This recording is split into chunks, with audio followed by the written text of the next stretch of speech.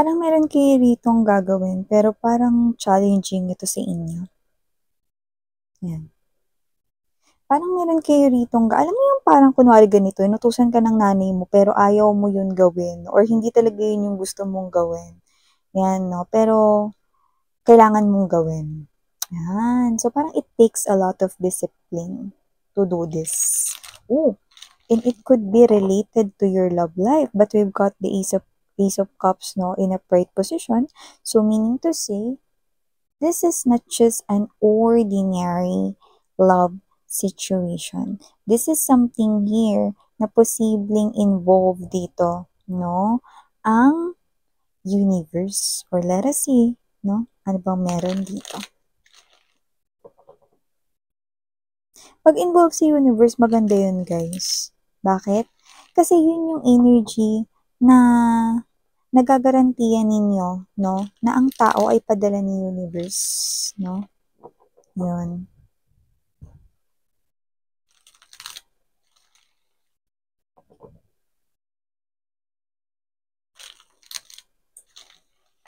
Let's go ahead and get other informations.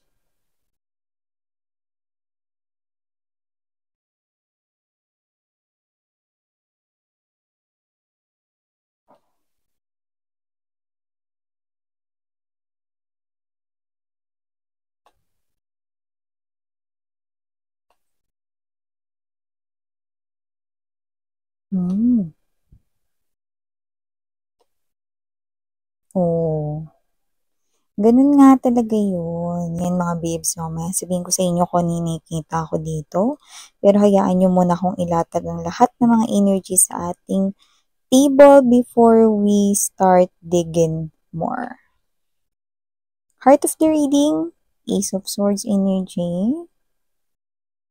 This is your energy, the High Priestess. Bottom of the deck, we've got the, yun, no? Oh, Four of Cups in reverse. Six of Cups present din sa bottom of the deck. So, may sabihin ko sa inyo no, kung bakit ako natuwa doon, no, or natawa. So, yan, before we start digging more, let me just greet everybody. Hi, new subscribers. Ako po si Yan. Tuloy po kayo. At sa mga returning na mga viewers, thank you po sa inyong walang sawang pagtambay. At kung wala pa ritong nakakaalam na may isa pa tayong main channel, ang The High Priestess Tarot, kung saan may daily collective readings din tayong ina-upload. Yes, you heard it right, no, daily collective readings, no? And meron din tayo na readings for each zodiac sign weekly naman yon. Kaya naman, kung interesado rin kayong tumambay sa ating main channel, ang link is nilagay ko po sa description box ng reading na iti. So, yun nga mga babes, no, wala rin po tayong gender dito, babae, lalaki, LGBT, lahat po kayo welcome. Pwede nyo rin po ditong pagpalit-palitin yung mga roles kung gusto ninyo, since this is general reading. And at the end of the day, you always have your free will with you na free nyo pong gamitin anytime, anywhere. So, here, timeless ito pwedeng sa iba tapos na nangyari na ha. Sa iba naman pwedeng nangyayari ngayon in the present moment. At sa iba naman ay dehins or hindi pa pero mangyayari pa lang in their future. So, dito very nakikita ko, no, na namimiss ka nitong tao na to, no? You know. But, with this Three of Swords energy, Five of Cups right here, okay, nakikita kong itong tao na to, no, na namimiss kanya rito. Possible na may pag-iwas na nangyari sa pagitan ninyong dalawa, or possible lang rin na may parang gulat effect na nangyari rito. So, iba sa inyo, hindi nyo ex itong tao na to, no? Pero possible na may parehas kayong feelings and emotions. Pero nakita ko rito ng posibleng pag-iiwasan. Like, pwedeng hindi kayo rito nag-usap ng ilang linggo, may tampuhan, possible na may away din, yan, no? So, may energy na hindi pa kayo, pero same feelings. Yung iba, just take how this resonates na yung iba, possible na ex nyo yan. Yan, no? Kung sino man yan, no? Sabi ni universe dito, namimiss ka ng sobra ng tao na to, pero hayaan mo lang daw. Yan. Hayaan ko lang, miss yan, sabi ni universe. Oo, inulit ko na, di ba? Stricto yung read. Sa inyo mga babes, no? Yan, no? Joke lang. Sa inyo mga babes, no? Sabi ni universe, hayaan nyo lang daw. Yan, no? Bakit minsan ba't hayaan lang? Yan, no? Kasi mga babes, no? May energy rin kasi rito, no? Na posibleng parehas kayo ng feelings, pero wala pang confrontation na nangyayari. Wala pang aminan. So, pwedeng waitings pa kayo for each other, or ikaw, waitings ka pa, no, na ikemerlo or sabihin niya sa'yo rito, no, ang kanya ritong feelings, because you already feel na parang parehas kayo ng feelings and emotions, and you're right, no? Pero maaaring nanghihingi ka lang ng confirmation. Mas maganda na yung diretsang marinig mo sa kanyang bibig kung tama ba ang iyo ritong pakiramdam na gusto ka din niya. No? So, namimiss ka niya rito, kagaya nga ng sinabi ko sa inyo, no? Pwedeng meron kayong huling na pag-usapan na posibleng nagkatampuhan or hindi kayo nagkaintindihan. Yung iba pwedeng nag-away dito, no? Yun, no? So, nakita ko rito that with this Nine of Swords energy, no? Nine of Wands over here, and Chariot. Yan. Sabi ni Universe, kaya hayaan mo lang daw, no? Na namimiss ka niya rito, no? Kasi yan talaga yung dapat na mangyari upang maipagtulakan ni universe ang taong ito sa iyo. Ano? Kayo ito mga babes, so that with this 9 of Wands energy, no, you're a little bit worried right here, no, with the moon energy na, miss yan pag hinayaan ko lang, pag wala akong ginawa rito, kahit sabi pa ni universe na dapat mag-intay lang ako dito, wala akong gawin, hindi ako magme-message sa kanya, hindi ko siya i-chase, hindi ko siya kukontak, hindi ako mag-reach out. Baka naman tuluyan na talaga na maputol yung connection namin, or baka wala na talagang mangyari rito, baka wala nang patunguhan tong connection namin pagka hinayaan ko lang to. Yan mga babes, no? Kung reading mo ito at nararamdaman ng energy mo that you feel so connected in this reading, and you feel so drawn with the messages na nakapaloob dito, in that you're resonating 101% based on what you feel, then you do not need to do something. High Priestess energy. Just observe. I know what you're feeling. Eh, it really takes a lot of strength for you na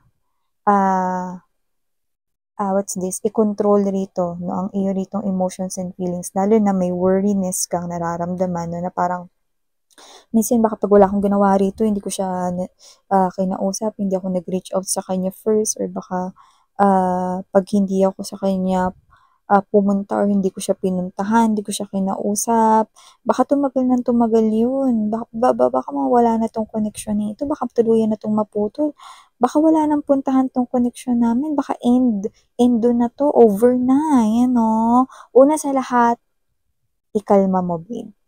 Yan o, ikalma mo. Kalma mo. Yan o. Tignan mo, chill lang dito ang angels and guides dito, kasi hindi lang naman kayo yung nag-aayos nito. Meron din nagpo-push rito, no? And this is something here that you need to trust. The higher power, the divine, no? Na mas powerful than you is handling the situation right here ng libre para sa iyo. Inahandle ni universe ang situation na to. Walang bayad, 'di ba? Ang kailangan mo lang gawin ay magtiwala. Okay? Na magiging maayos ang lahat at si universe ang bahala rito. Okay? Yung iba kasi, pag nagtangka kayo rito na i-chat yan, kausapin yan, nakita ko rito na mas lalo yan lalayo. Lalo yan magho-hold back. Lalo yan hindi, tawag nito, lalo yan hindi gagawa ng paraan dito. Kahit namimiss niya ako, miss yan. Oo, kahit namimiss ka niya. Yan, no? Pero dito kasi nakikita natin, no, I'm seeing a pillow right here, no? So, yung pagkamiss niya sa'yo, siguro, umiiyak siya rito sa gabi, no? Tapos yung unan yung nababasa, no? Maliban sa laway niya, luha at laway na yun. Yeah, alam mo yung energy na parang niyakap niyo na lang dito, no? Yung unan, no? para lang dito sa pagka-miss niya sa inyo, para makontrol niya. Okay? Or siguro siya yung lagi may hawak ng stress ball or may hawak siyang mga bagay, tapos dun niya parang lagi niyang iniipit yun or may diin palagi, no? Kasi this person here is trying. Okay? Natatagan yung sarili niya rito, no? Na hindi ka rito kontakin. Why? Yan, no? Bakit ba kasi miss yan parang ayaw niyang lumapit sa akin rito? Yan, no? Sabi ko nga sa inyo, yung iba kasi, possible na hindi pa naman kayo. Pero kasi, posibleng ito ay magsisimula pa lamang, no? Pero parang gusto niya nang tapusin. Okay? Kasi kung sino man tong energy na to, meron siya ritong energy na halo-halo, pero sabihin ko sa inyo yung mga nakita kong rason dito. Iba sa kanila, posibleng meron silang nakita rito, no? Na bagay about you or example, parang ganito, parang sila to na biglang, ano, napanghinaan sila agad ng loob. Siguro nakita ka nilang may kasamang opposite gender, no? Or siguro may nakita silang kasama ka, no? Ni iba. Yan, wala tayong gender dito, LGBTQs, of course, welcome din kayo, no? So, from there, naisip niya na agad na, ay, may nanliligaw sa kanyang iba, or ay may nagpapahiwatig sa kanya ng feelings na iba. Yan. Parang mas masaya kang kasama yung tao na yan. Yan, no? Yung iba ganun, no? Yung iba naman, natatakot naman dito. Okay? Hindi dahil mabo-broken hearted mo sila, kundi natatakot sila rito mga babes, no, na yung trauma about the past mag-resurface sa inyong connection, eh hindi pa siya fully healed dun. May energy pa siya na naalala niya pa rin yung trauma with his or her past lover. Yung energy na iba, ganun. Yan, no? Pero yung iba, posibleng dahil ito yung first time nila, no, to feel this type of feeling, so cold love. Yan, no?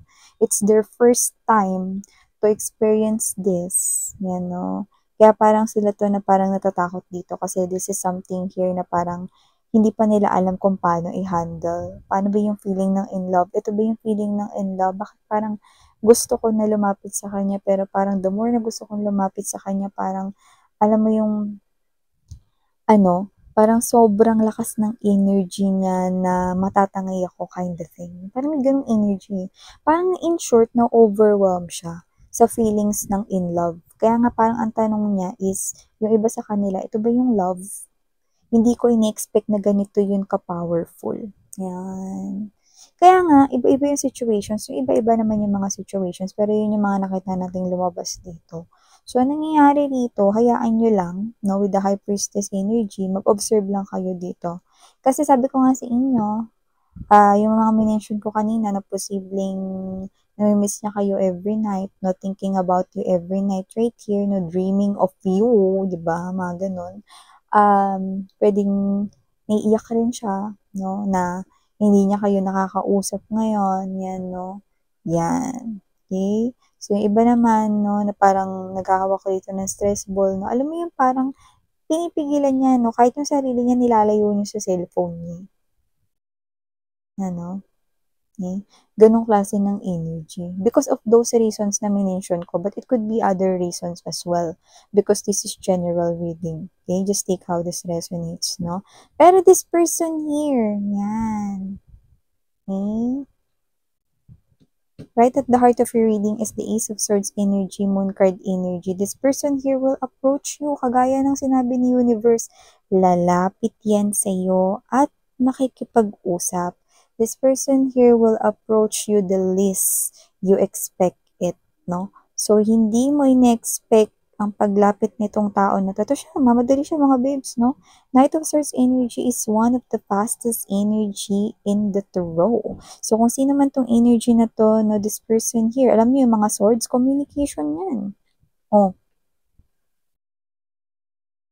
makikipag-communicate yan sa'yo rito, no, kagaya ng gusto mong mangyari, no?